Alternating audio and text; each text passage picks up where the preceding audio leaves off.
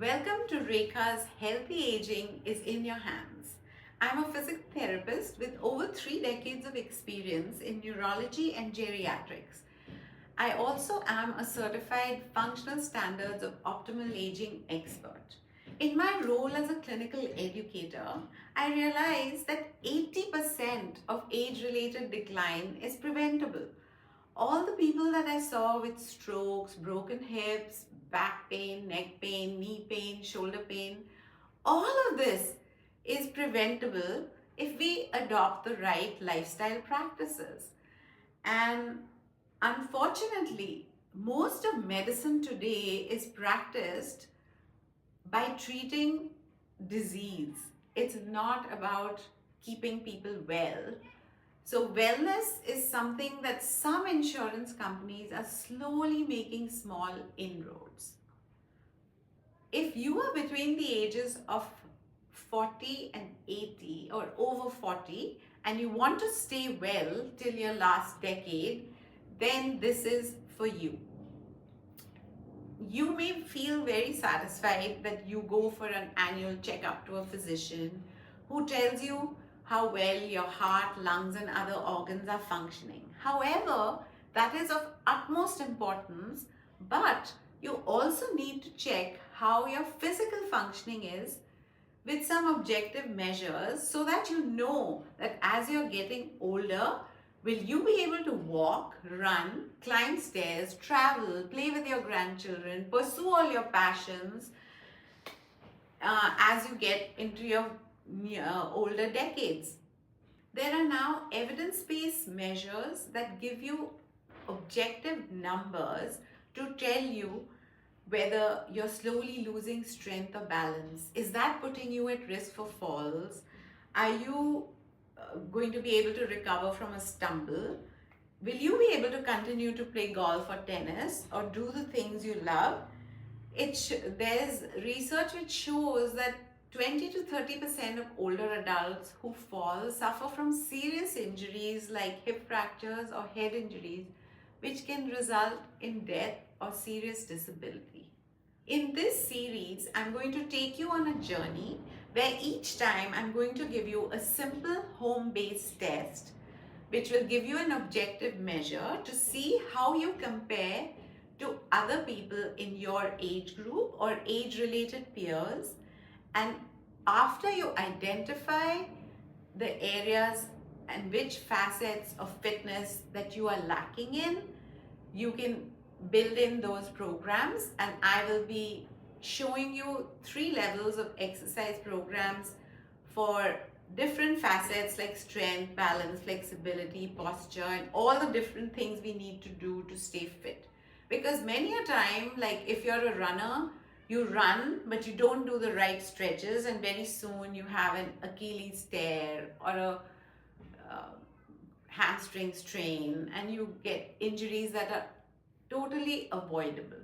So, what are all the different things we need to keep in mind? After you identify, you can improve, and you can also establish a baseline with the testing. This way, you can add life to your years and not just years to your life. On average, it takes 17 to 20 years for research to become practice. I'm trying to speed up this process by teaching you how to do simple home-based tests for all the different facets that you need to keep in mind to stay healthy, functional, and able to do all the things you love.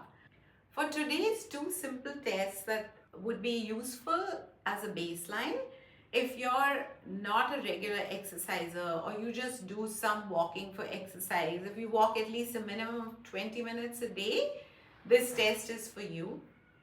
All you need to do is at rest, you measure your pulse or your heart rate, how many beats per minute. You can put your hand right below your neck on your carotid artery right here and measure 10 seconds of how many beats you get and multiply that by 6 for your resting heart rate. And then you go for a brisk walk of 10 minutes. If you have a phone, most phones have a built-in pedometer which counts the number of steps and or the distance, or you could also do 10 minutes on a treadmill. as fast as you can comfortably do.